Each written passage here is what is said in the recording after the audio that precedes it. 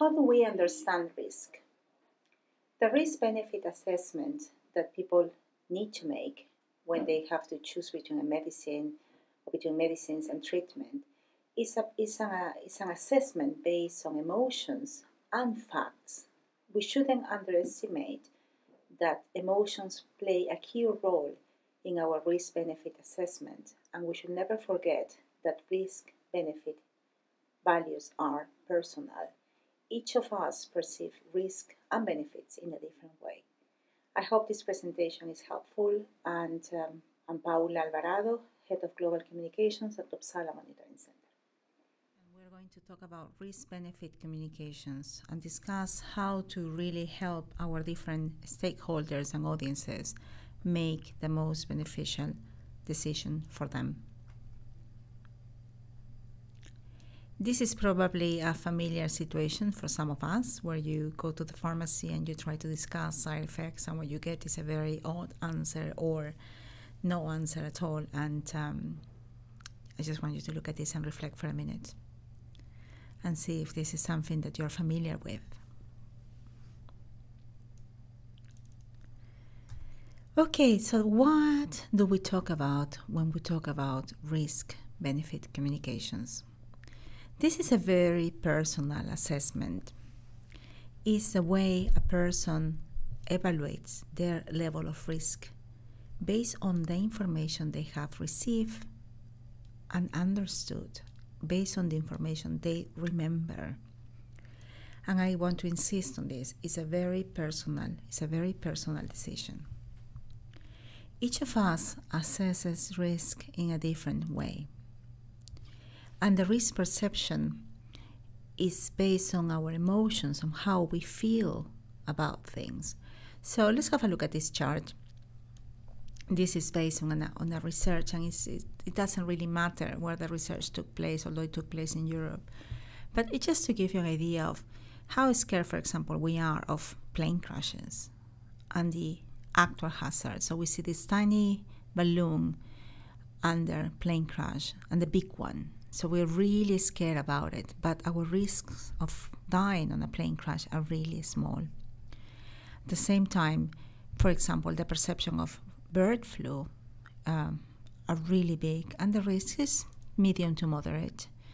We have our perception of the risk from heat is very low, but the risk is really higher than our perception, and so it goes on. No, in the case of cancer and heart conditions is more equal, but for example, have a look at this. Is an interesting one.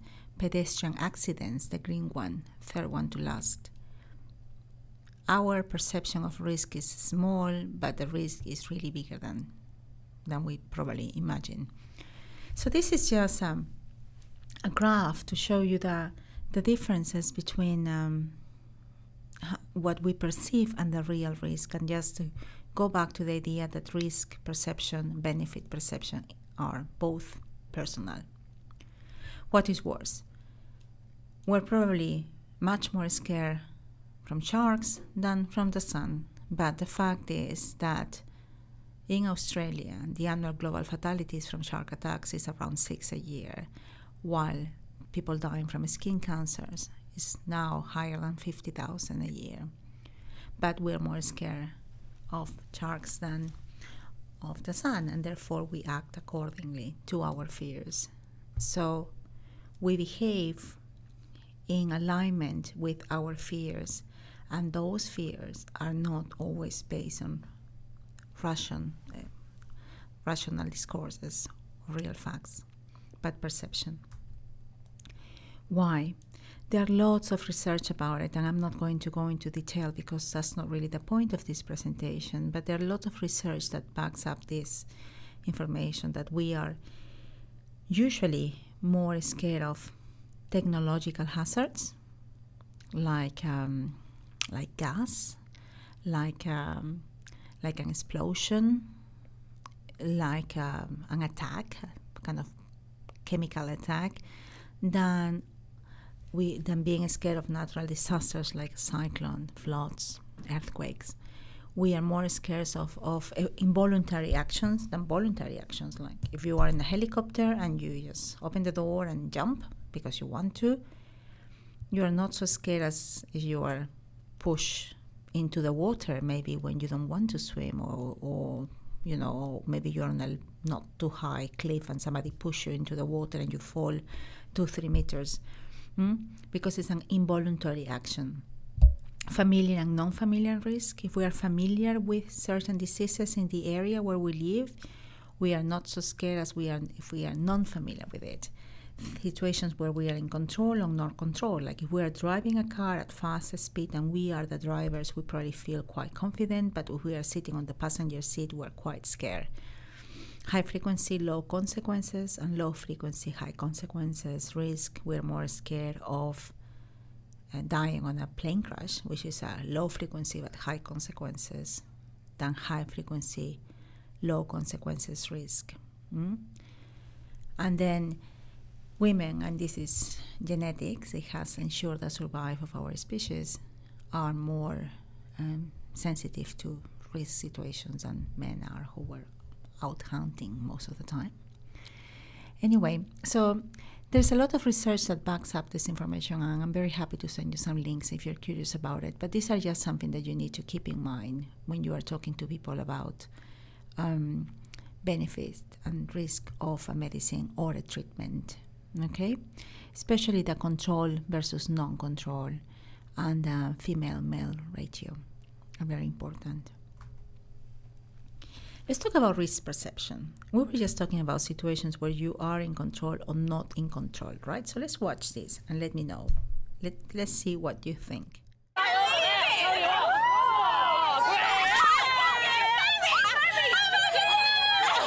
Stand back.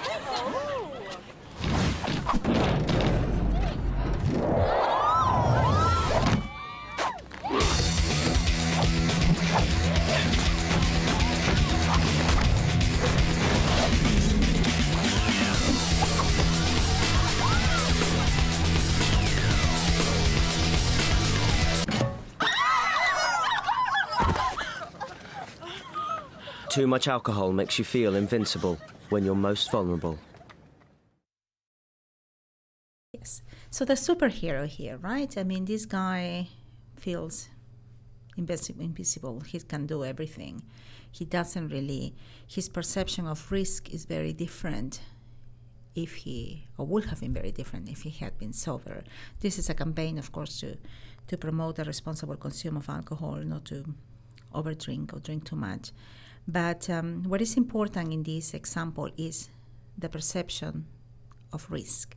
How, because he feels he is in control, he takes a risk that has a dramatic impact on his life, but takes risks that maybe if he hadn't been drinking so much he wouldn't have taken. But it's a risk perception again. Okay, how we feel that nothing is going to happen to me. Okay, I'm safe. A classic definition of risk communication, which is what we're going to focus now on, is this interactive process of exchange of information. It involves multiple messages. It involves different people. It expresses concerns and opinions about something. Okay, but people make decisions based on what they remember.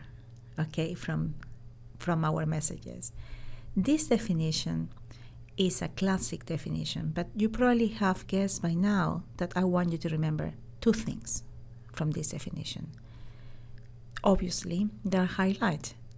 I want you to remember that risk communications is an interactive process, and I want you to remember that it involves multiple messages. When we design our risk communications, we need to be that specific. What do we want people to remember? What do we want people to think about? We need to remember that risk perception is personal. Remember the sharks and the sun? Okay, what's going to happen to him or her personally, not the statistically probability. We can talk to people about risk and benefit communications, or the risk or benefit of a medicine or a treatment, in numbers. because people don't reflect in numbers. The feeling of risk is not numeric. Let's have a look at this. How do you make smart decisions on health risks? A couple of months ago, RiskBytes described risk as the probability of a specific bad thing happening. To avoid a risk, we need to know how likely something is, and we need to know just how bad it is. And how do you feel about that? I'm sorry? How do you feel about that? The bad thing? Well, I suppose I just don't want it to happen. Of course. We never want bad things to happen to us. But I meant, how do you feel about the risk? The risk? That's just a number, surely. We don't just think about risk numbers, we feel them too. There is a feeling of being at risk. Come again? Have you ever had someone cough on you and worried that you would get sick? Or have you ever been running so late that you feared you might miss your bus or plane? Those feelings are the feeling of risk too. We have feelings anytime there is uncertainty about what will happen to us. Okay, so I get the feelings bit, but surely it's the number that's important. Definitely, numbers are important, and sometimes risk numbers and risk feelings agree, but sometimes they don't. Sometimes your brain may say, this risk number is really small, at exact same time that you feel really scared. So, which should we listen to, our brain or our feelings? It depends. Sometimes we should listen to our brains, and sometimes we should listen to our feelings, but both are important. I'll be back to talk more about risk and feelings on RiskBytes over the next few months. But until then, stay safe and feel safe too. So this is how we think about risk. Okay? We think about feelings and emotions. We talk about how does it affect me, not the statistic, not a 1 in 1 million or 1 in 100,000 or 1 in 10. How does it affect me? What's the impact of this treatment? What's the impact of this medicine? What's the benefit? What's the harm? How do I define benefit? Okay, and that's something that is an important conversation to have as a physician or as a pharmacist, or an important conversation to have if we're trying to outline strategies about products. Because benefit is as personal as risk, okay? And I'd like to talk about well-being more than benefit, really, for this presentation. So, in the case of health professionals that risk with risk-benefit assessments, this becomes a bit more complicated because healthcare professionals have special challenges and advantages in these situations. First of all, they have to deal with their own feelings. Okay, they have to deal with their own feelings in relation with treatments of medicines. If you are working in an environment where you're advising someone on a cancer treatment and you happen to have lost someone to cancer, or somebody very close to you has recovered from cancer, or somebody has taken a drug that really affects their well-being and basically helps them survive a terrible disease but has a horrible impact in their quality of life, you have all that information in your head when you are discussing with patients the risks and benefits of a medicine or a treatment, and you do have to deal with your own feelings to be able to give a really balanced options, a really balanced discussion. At the same time, as a physician or as a pharmacist, you have a much better understanding of scientific uncertainty, which is very difficult to understand for the layperson. Okay, is it really going to work? People working in public health are more can manage the uncertainty better than those who are actually going to take the medicine or going to go through the treatment because they need to do it for a health reason. It's much more difficult to manage uncertainty in those cases. And also, we have public health professionals have much more experience dealing with incomplete information. We can fill in the gaps. We can deal with that than lay people. Okay, it's important to keep that in mind. It's also very important to keep in mind what is your own risk tolerance, and to remember where is our risk tolerance, so we don't expect everybody to have the same level of risk tolerance. what is normal for us is not normal in many countries.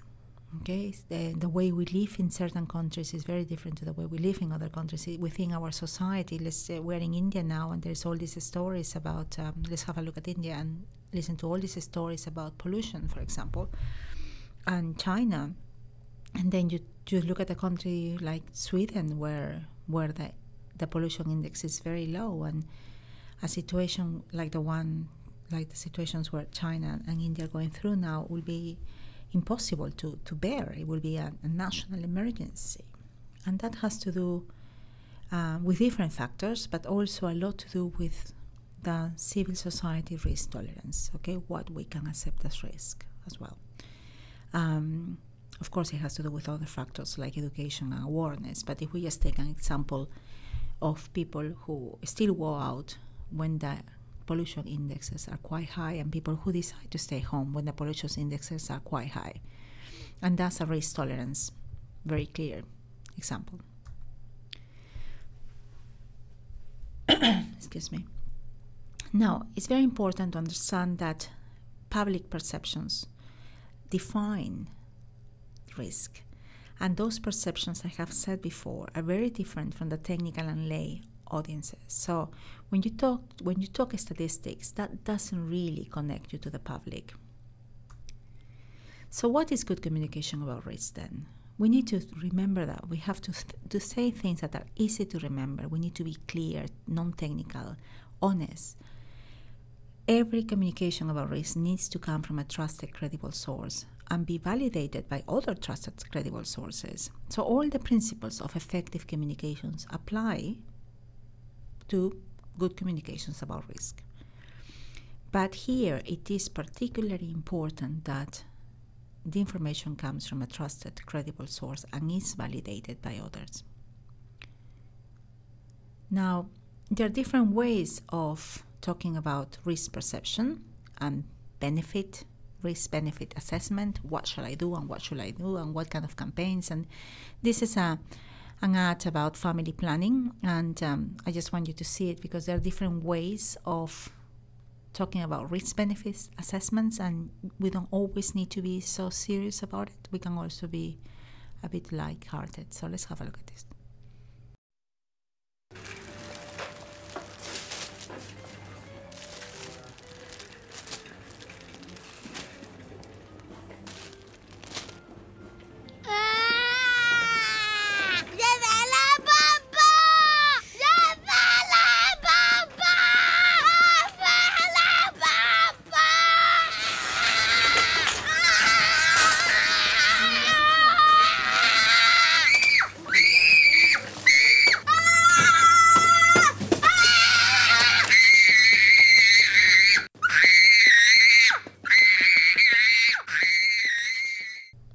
Okay, so this is just something to lighten up the presentation, but also just to give you an example that we can talk about risk-benefit in different ways. And there are lots of public health campaigns at the moment addressing different issues, from family planning to heart attack preventions to diabetes to obesity. So there is a lot of material online which I invite you to have a look at.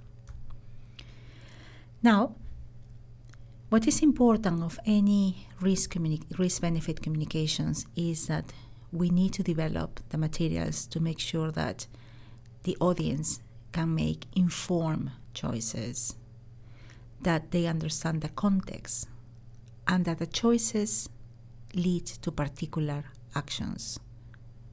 Okay? These choices, these decisions need to lead to actions, need to change a behavior.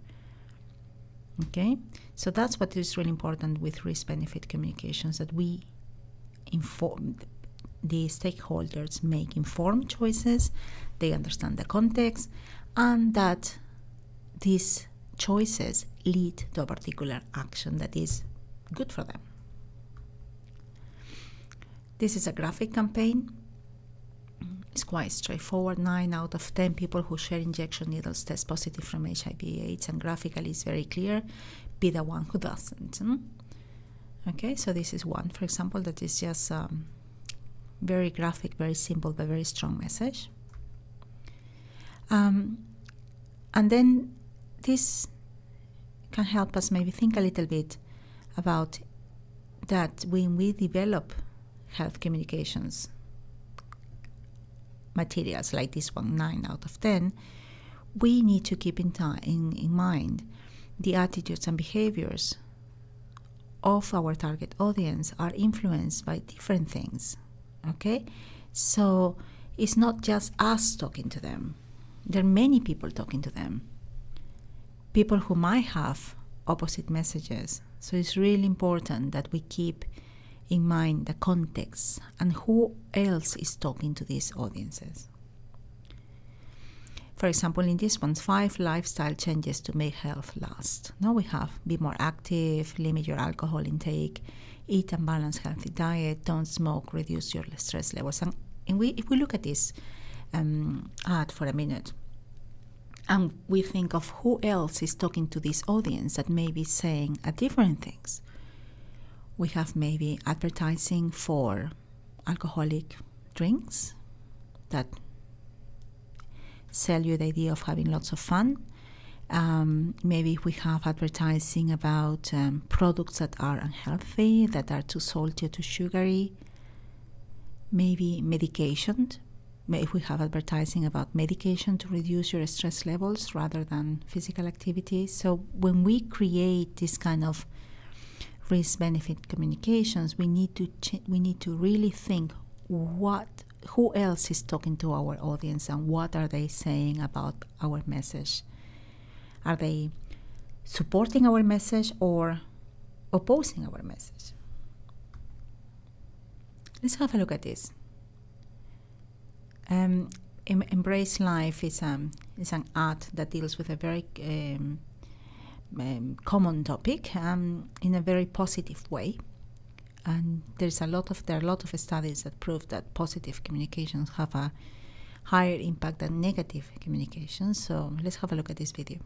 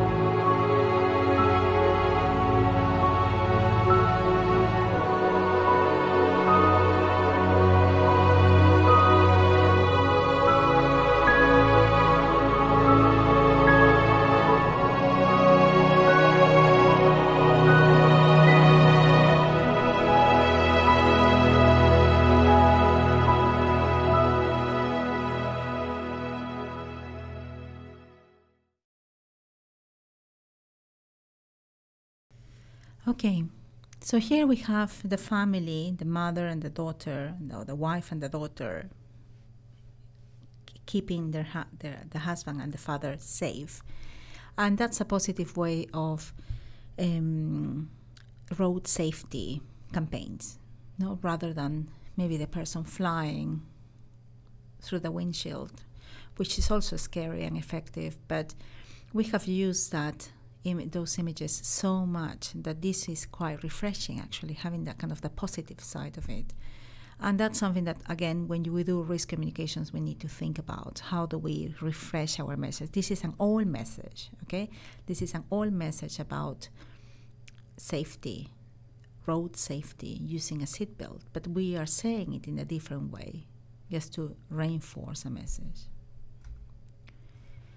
Now, in risk communications, the good communications practices standards apply. Okay, it's important to be open and transparent, to acknowledge uncertainty, as we have said before. Nothing is 100% sure, which is something very difficult to understand when you are when you have a health issue. It's important to target the message, who are we talking to, and be simple. The simplicity of the message, the language, the relevance is very, very important. And simplifying a message doesn't mean to make it to lower its importance or to lower its accuracy. It's just to make it more easy to understand. That's what we talk about. That's what we mean when we say simplicity of the message. The quality of the message presentation is really important. We need to capture people's attention, as we have seen before, to repeat the message, to use multiple channels, and to get feedback is really important. Okay, so that's a walk through risk-benefit communications, and thank you very much for your attention, and you know where to find me if you have any questions. Have a good day.